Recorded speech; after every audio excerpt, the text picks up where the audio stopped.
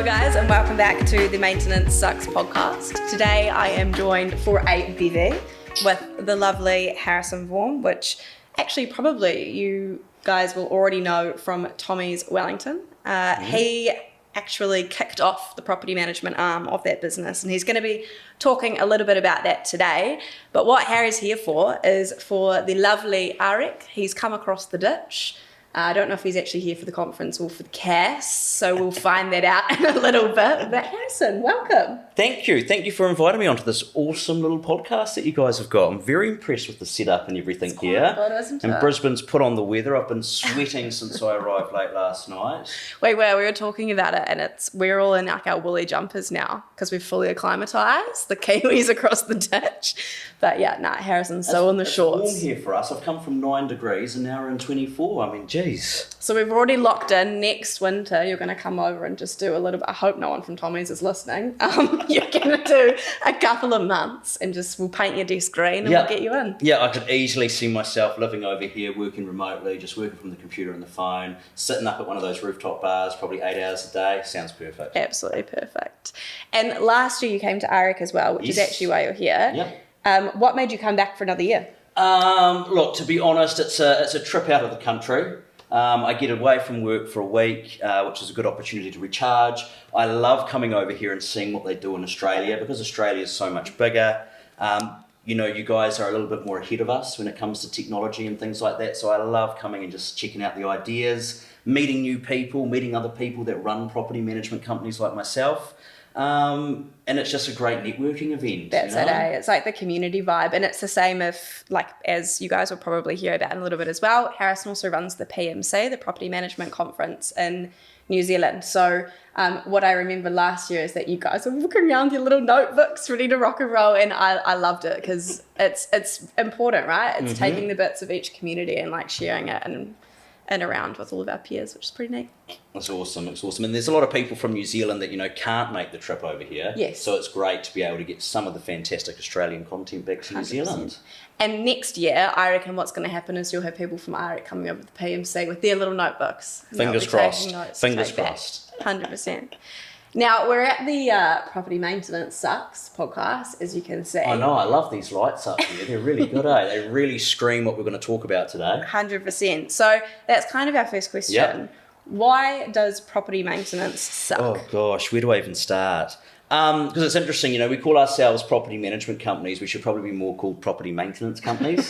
Maintenance would take up the biggest chunk of our time. And even with all the technology that's out there, it is still a big chunk.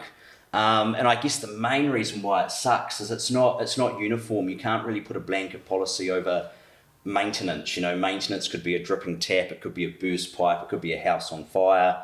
There's nothing that really falls outside of maintenance, which makes it really hard to sort of categorize and sort of set up really strict policies within your business to deal with. Yeah. And things like that. And there's so many moving parts, moving people. Too many moving parts. And before we had a system like Tapi, we used to do it. So when I started Tommy's for the first 6 months, we worked out of emails and it was it was awful. Yeah. I just don't know how people don't do it without a maintenance system. So then we bought on Tapi.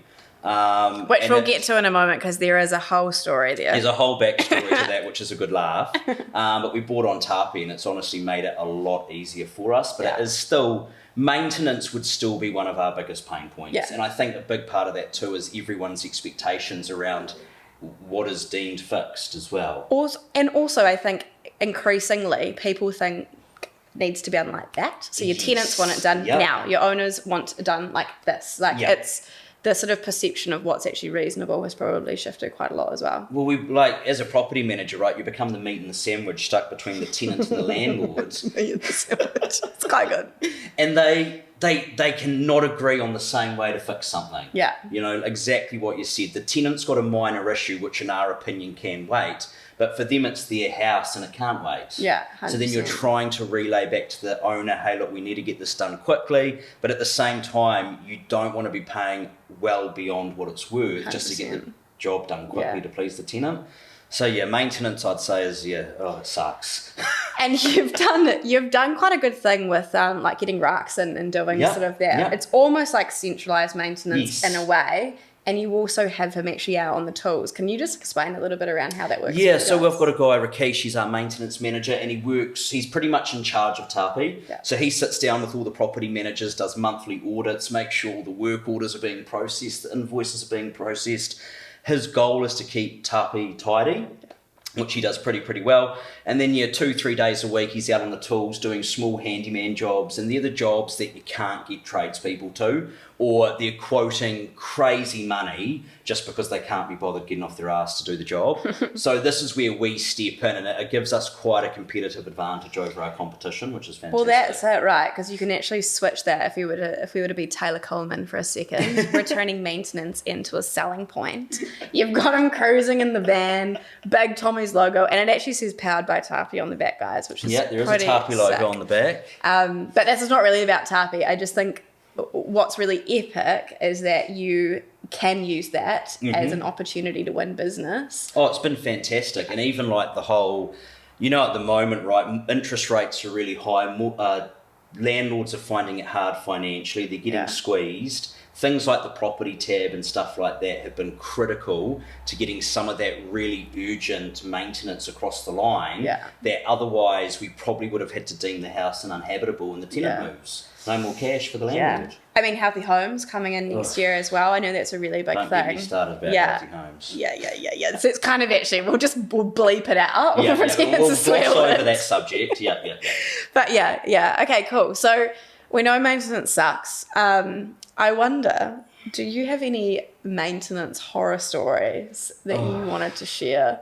And it's a tricky one. Well, I mean, there's different levels of horror stories. So one thing that's always a good laugh, right, when a tenant first moves into a house is how quickly they find Tapi and how quickly they start lodging work orders. So we've had tenants move in, and within 20 minutes of picking up the keys, we're getting 20, 30 work orders through. And they're the silliest things, like found a bit of hair under the dishwasher, there's a rubbish bag still left in the rubbish bin. Do you know one that we've seen before, which we loved, which was, I've run out of toilet paper. Can you please get me some more? Like that was a genuine maintenance request. That was nipped in. I mean, we get stuff like we had once where they messaged us that their car had broken down in the driveway, and they wanted us to help move it. I mean, it's just like, do I look like the AA? It is.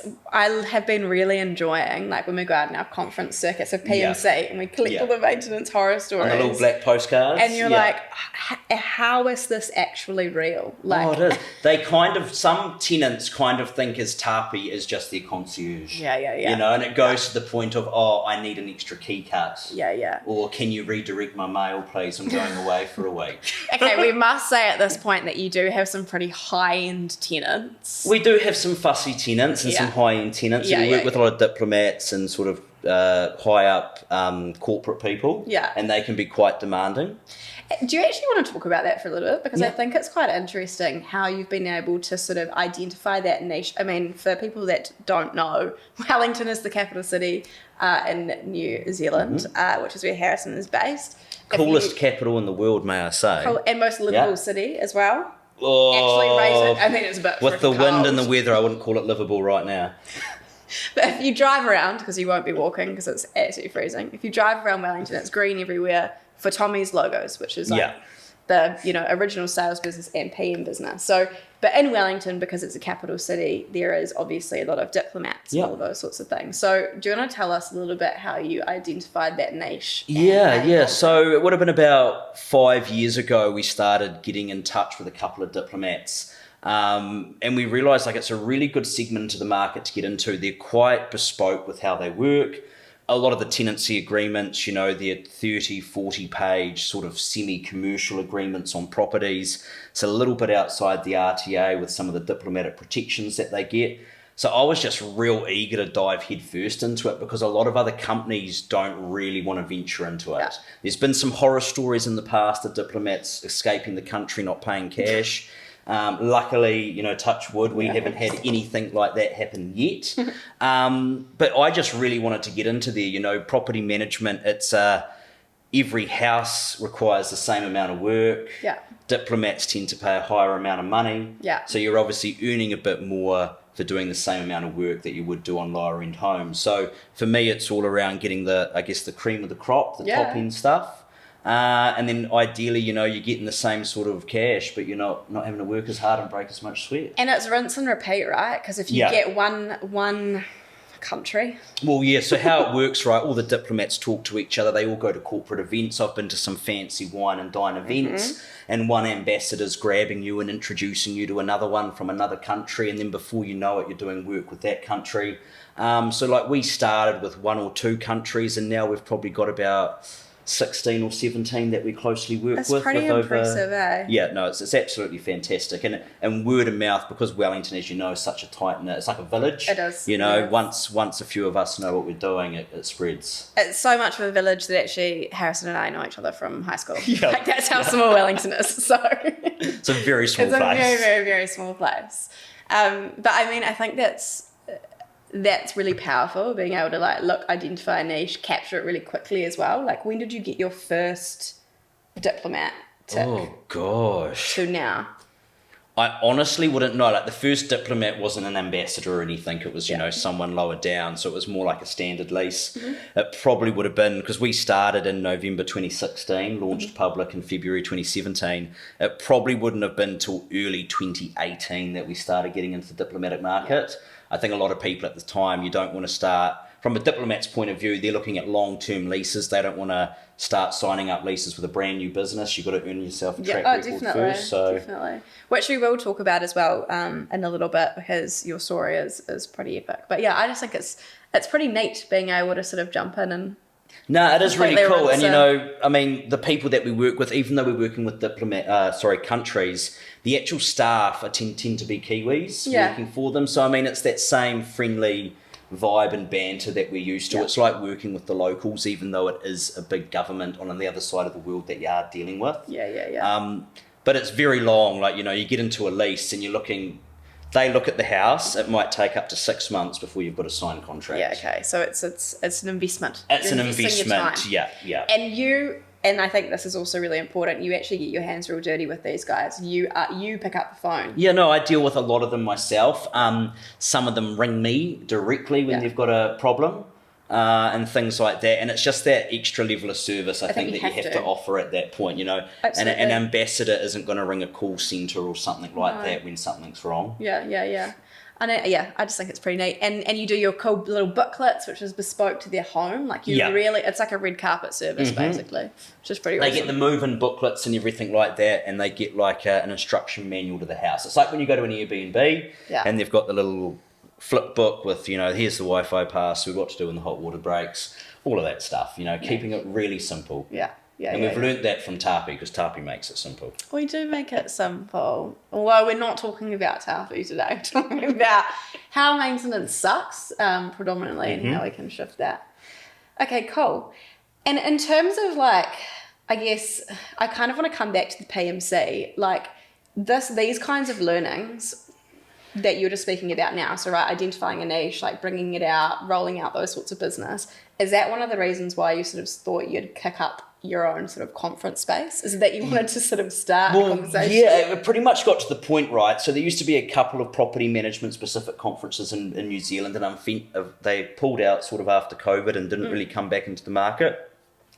And there was a massive gap there. Property managers were screaming out for something that was dedicated to them. Yeah. Property management's so different from real estate, and a lot of the conferences out there focus on real estate, the fancy guys in the suits, making the big commissions. Yeah. Property management's not quite like that, and what we tend to find is the property management industry is more down to earth. Yeah. So we wanted to make something that was more bespoke and something that felt more collective and more sort of homely to these people, so that when they came to the conference, they felt like they were at their place. That's kind of cool. So instead of actually wanting to more so share wisdom, it's really build up more of the community. Yes, yeah, it's all about building up the community, building up the industry, building up people's networks, so that more you've got more people to ring up when you've got a tricky situation. Property management's got a lot of grey areas. It's not black and white.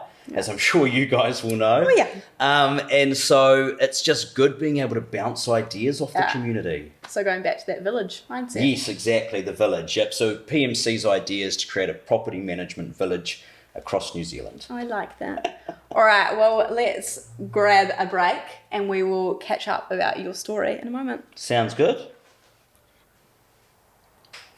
So I spoke a little bit before about the small village. That was Wellington. Yep. I also said that we knew each other at school. Now, when you left school, you jumped into what actually ended up being quite a big phenomenon, which is Tommy's property management.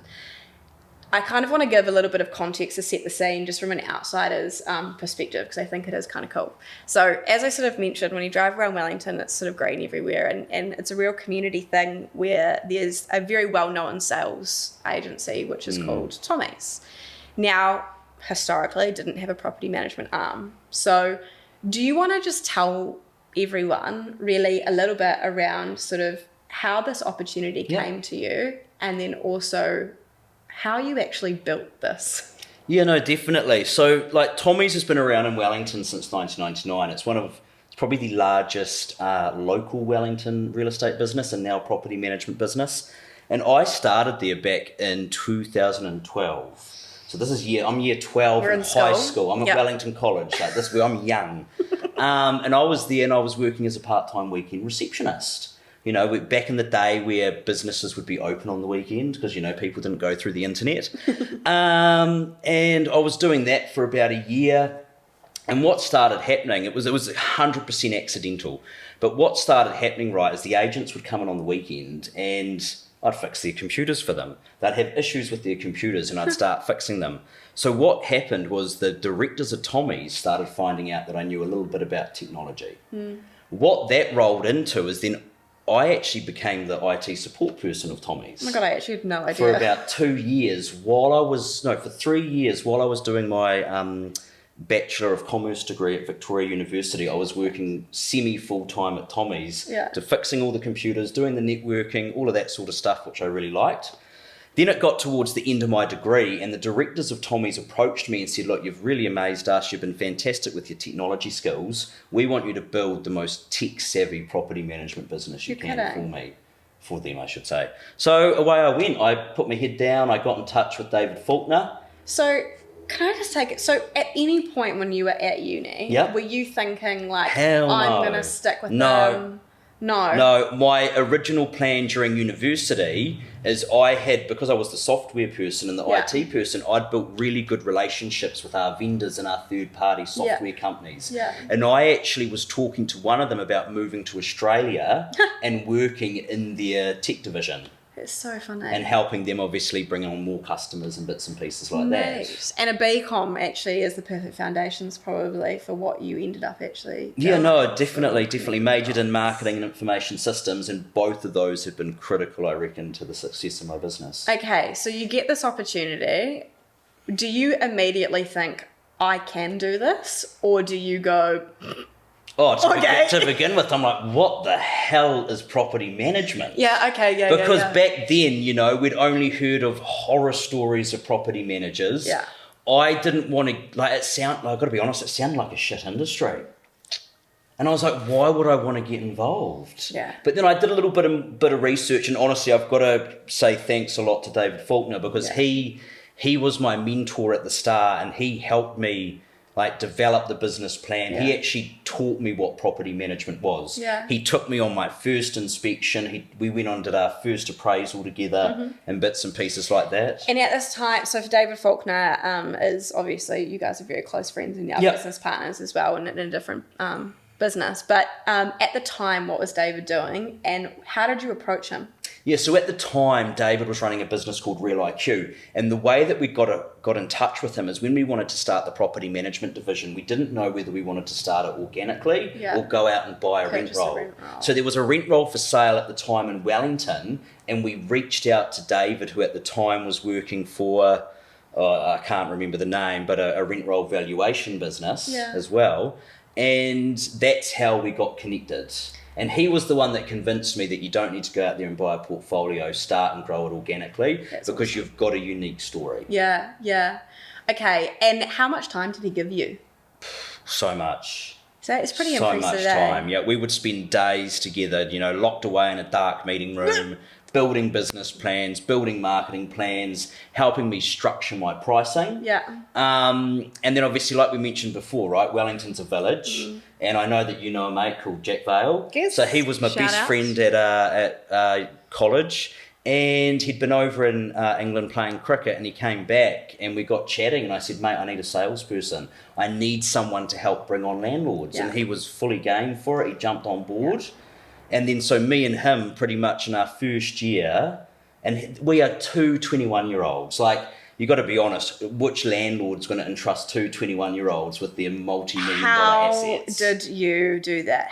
Still to this day, I do not know how we did it. I don't know how in our first 12 months we signed up 150 properties. In your first 12 months, in our first 12 months, props. Yeah. Shit. 0 to nothing. And here you are going to people, presenting. You've got no idea about... You're selling services that you've actually never done before. Yeah. Holy moly. So, okay, so you're doing everything. So I did absolutely everything. Your marketing, your trust accountant, your full ops, property your manager, maintenance, property manager, and then your first hire, as it were, was a BDM, basically. Yeah, and so Jack went out there and he would go and do appraisals. He worked really closely with our sales team, appraising all the new properties coming to market. So that's how we got a really good relationship with our sales team, which we still have today. And he was out there, like the early days, I remember finishing 10, 11 o'clock at night. Yeah. We would go out in the car together. We did a lot of appraisals together. Yeah. But during the day, he would be cold calling people, teeing up all the appraisals for us.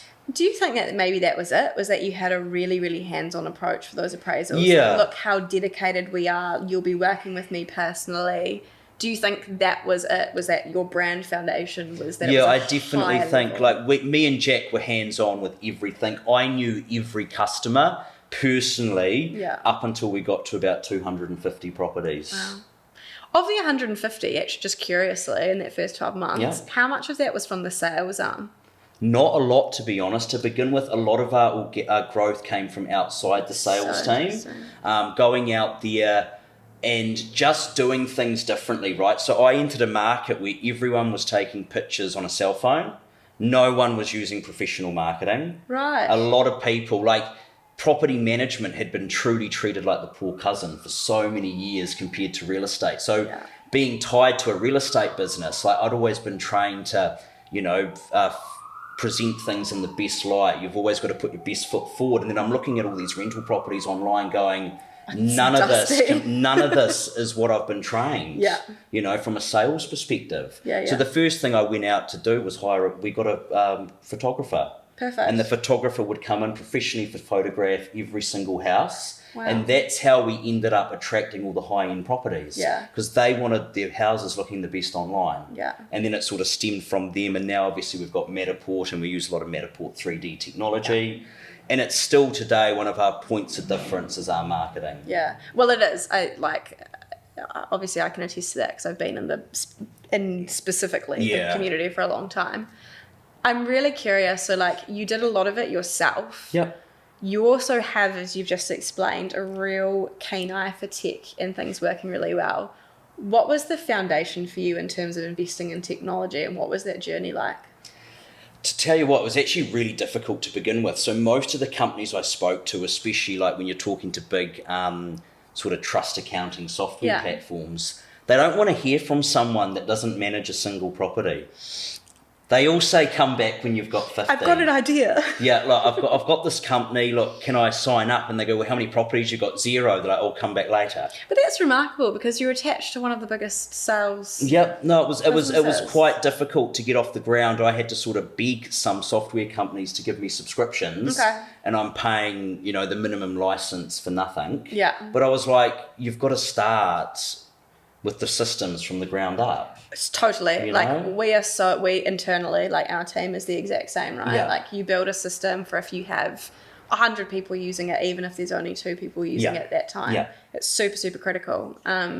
So the first thing was obviously a trust accounting space. Yes, yeah. What did you enjoy about that process, right? So you're building a tech base. What do you look for? What's fun about that? What's hard about that? Well, when I started, I realised how antiquated the property management industry was. So when we started looking for technology in 2016, there was not a lot out there. A lot of things ran on servers that you had to have on-premise. You know, there wasn't a lot of cloud-based software. Fantastic things like Tapi and stuff didn't exist. Yeah. So it was challenging, having come from working in the IT side of real estate where there's a lot more money involved, and the systems there seems like they blew everything out of the water when it came to property management back then, you know? Frustrating. It was frustrating. Yeah. And you were dealing with people at these companies who were probably past their prime and didn't actually know what they were selling. Yeah, okay. And we spoke, I mean, sort of previously we've spoken about sort of the community space. Yeah. At that time, were people talking about, like, this is the tech that we're all investing in? Is everyone using the same product? So at that point, like, I didn't really know a lot of people in the industry. I knew David. David had connected me to a couple of people, like Celia Burberry up at Auckland Property Management. And they were the ones that helped me sort of learn everything. Yeah. You know, how to do an inspection, how to process work orders, how to charge a tenant for damages at the end of the bond, all of those sorts of bits and pieces. Yeah. Okay, cool. And what I'm loving about this whole conversation is that it's effectively just building blocks that everyone is sharing from the community for everything. Yeah. There's no user manual. You can't go online and go, how do I start a property management company? Did you Google that? Yeah. Many times, trying to Google that, trying to figure out what's going on. Definitely not. There's not one answer.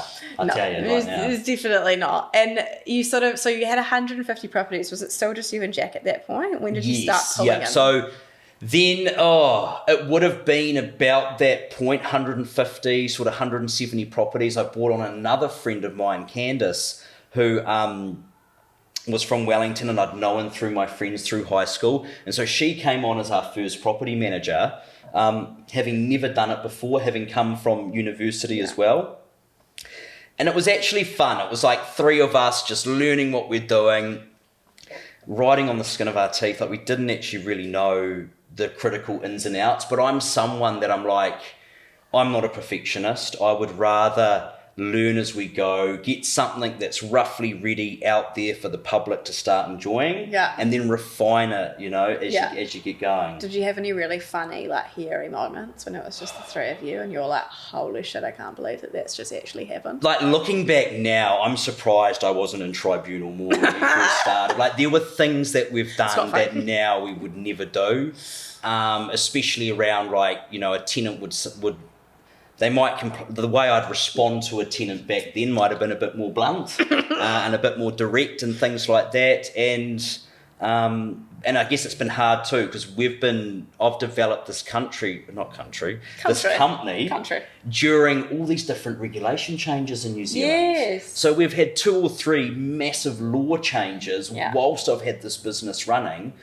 But I think actually it's been to our advantage because we started right when all these laws were changing. Yeah. We haven't got this old So you're not fixing. You're not like fixing bad sort of things that don't work with legislation. It's not like my company has been doing it this way for 20 years and now we have to swap. We've never done it that way and we only do it the new way. So to put this all into perspective, how big's your rent roll now and how many team people are you managing? So we've got about 650 properties now in Wellington and there's 15 of us all together. Like if you think about the growth, like that's incredible for you to be able to come out of university with no property management experience and none at all. I'm just, but it's really like, it's incredibly impressive. Sometimes I still look back and I still don't really know how we've got to where we are. Yeah. Like it's kind of all been a big accident. It's not been you've put in clear like processes and methodical steps. I didn't think I'd get to 650 properties and here we are now. The goal really is to get to 1,000. Yeah.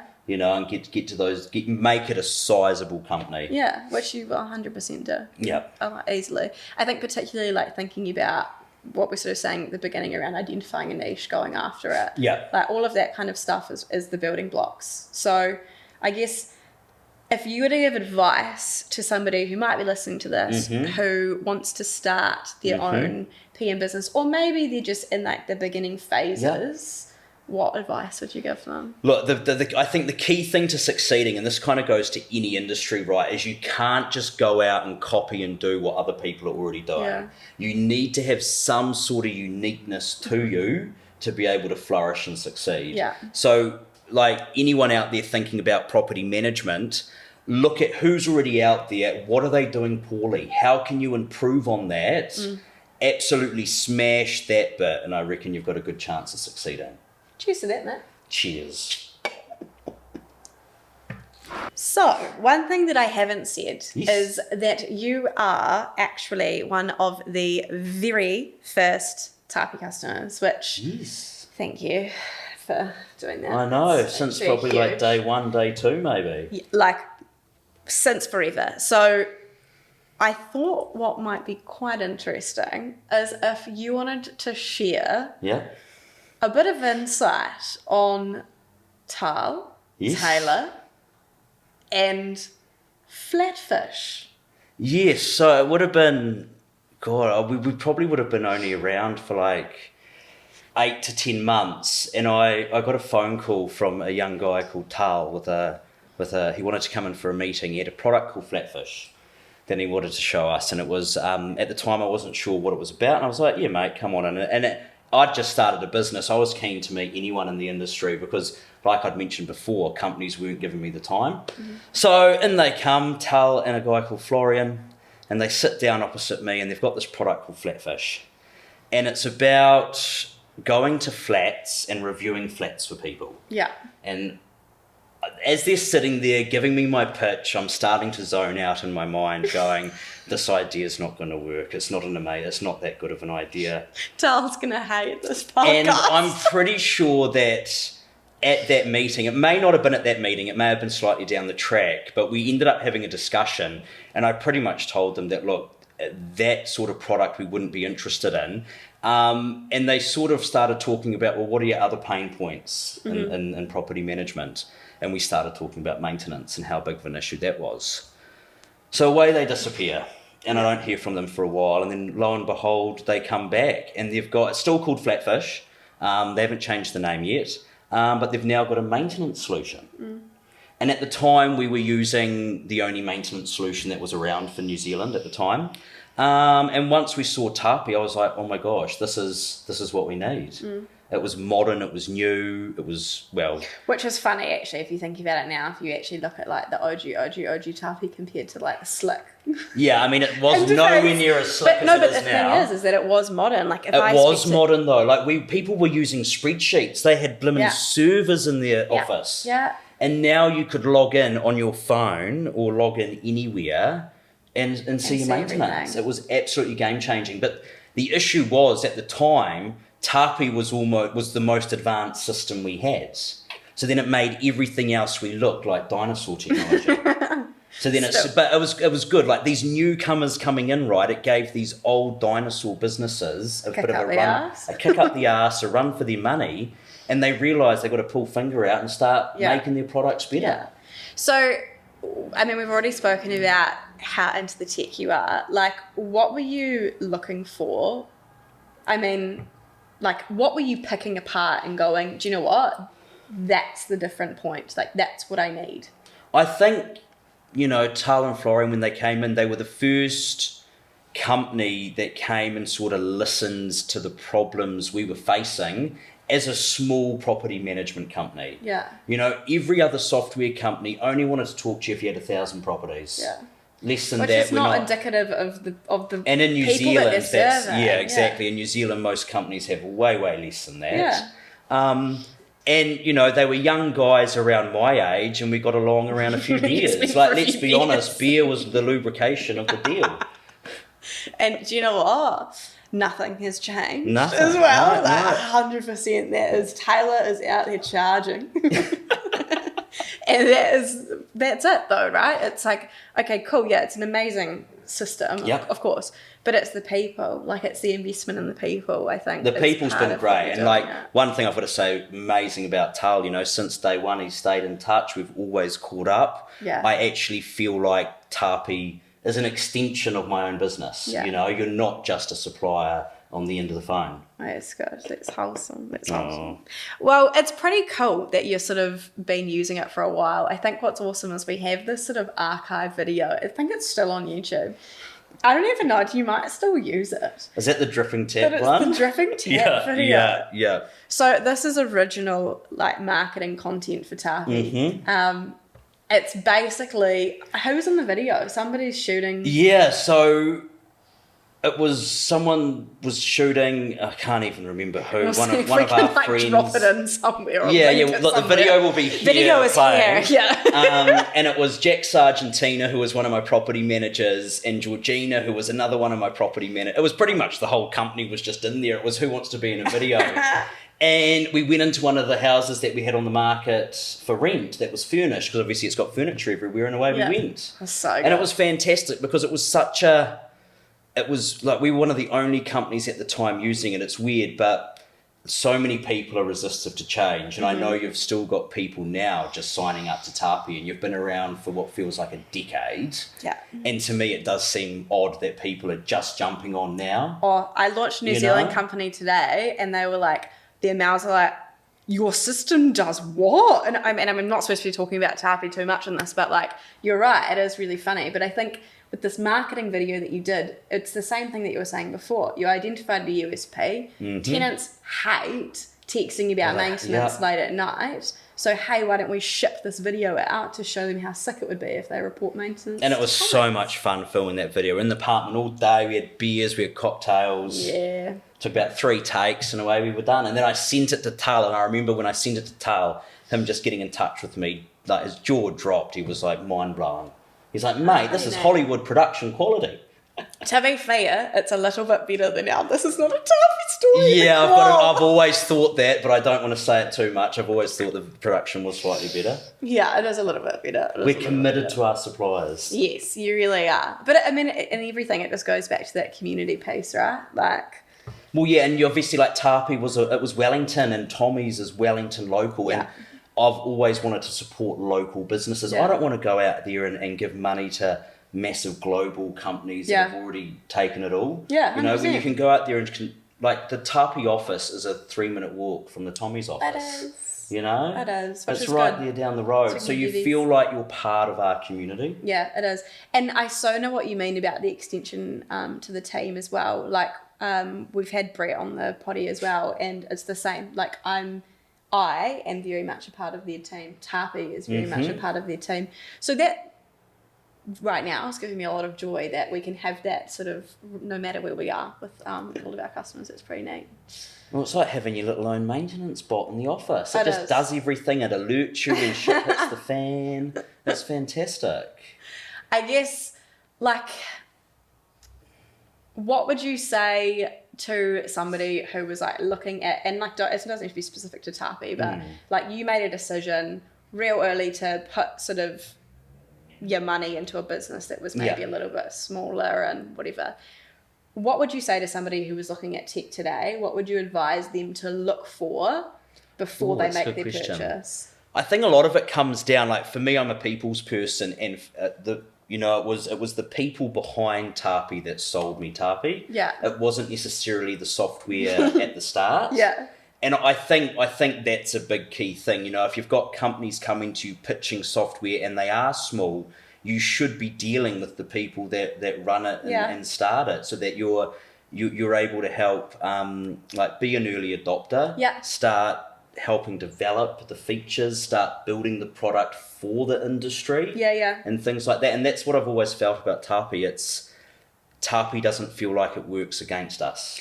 It's been very Tapi-centric, but I love it. I hear what you're saying, right? It's take a step back and go, okay, the product is this, but what kind of support level do you get? Are you able to communicate with the people to tell them what you're struggling with or what you're really loving? So that's the bit. The key thing for me at the start, and I know Tail's probably going to hate me saying this, but being able to pick up the phone and ring them when something was broken or something. And we'll put wasn't Tal's working. phone number here. Yeah. Oh. But like that to me was such a critical thing. It wasn't like, oh, you've got to call a call centre or you've got to send me an email. It's the same today, right? It's exactly the same today. If lo and behold I log into Tapi and it's a 404 error, never happens. I'm on the phone to Tal and he answers and away we go. Which, to be fair, guys, is really unique to Harrison. No one can call Tal. But people can call Taylor, who has just sent me a message with some would you rather questions. Oh, okay. Which I think we'll tap into. Yeah. So we'll do this a little bit quick fire. Yeah. So a pint or a G&T? G&T every day. Yeah, okay. Yeah. Work from home or work from the office? Office. I can't sit at home by myself. I I'm the need same. other people around me. Yeah. 100% the same. Work in Brizzy or Welly? Oh, at this stage, Brizzy. Beers and sun, I love it. Would you rather have a lawyer for a tenant or a property manager for a tenant? Property manager. Yeah, 100%. Yeah. Law students are the worst too. Much better. I honestly bet, and you'd get loads in Wellington. Yeah, we get loads of law students in Wellington and they think they know the Residential Tenancies Act better than us. Some of these are a bit dusty. I'm not sure if we can say them out loud. Would you rather hand over keys at the office or at the property? Gosh. Property, hands off, easy. Yeah, a bit nice. Open homes or routines? Open homes. Approved tenants that have 3 kids or 3 dogs? Dogs will cause less damage. Yeah, 100%. Yeah, definitely. Legal now as well, isn't it? Yep. Got the old pet bond in New Zealand now. Absolutely do. And to wrap it up, make prospecting calls or arrears calls? Prospecting. Yeah, arrears be sure. Yeah. And arrears should be automated now if you've got good software. Correct. I mean, we don't actually take care of that, so... No, it's not your problem, is it? No, it's not. Well, hey, look, it's been a pleasure to have you on the pod. It's been an absolute pleasure. I've loved joining you in this beautiful little setup that you've got. I know, and I mean, that kind of... We're going to have to, potentially, take our listeners over to your pod as well. Oh, yeah. So do you want to talk a little bit around how you, Will, and David connect on the pod? Yeah, so David Faulkner, who runs property management, property brokers, and Will Alexander, who does it for Bailey's. Those two plus me, we've got a little podcast that we do over in New Zealand, and it is designed for the industry. Yeah. It's not for landlords to listen to. It's not for tenants to listen to. Please. It's designed for property managers to listen to. We talk about the crap that goes down in our industry, the issues that we have with legislation. We've got a lot of funny stories, have a good bit of banter. It's really, really good. Yeah. And we've got to get you guys on it sometime. 100%. I'm down. Definitely. Well, I will see you at REC tomorrow. Well, actually, maybe I'll see you at the cast. We'll definitely be at the casino. See you at the cast tomorrow. We'll be right as rain.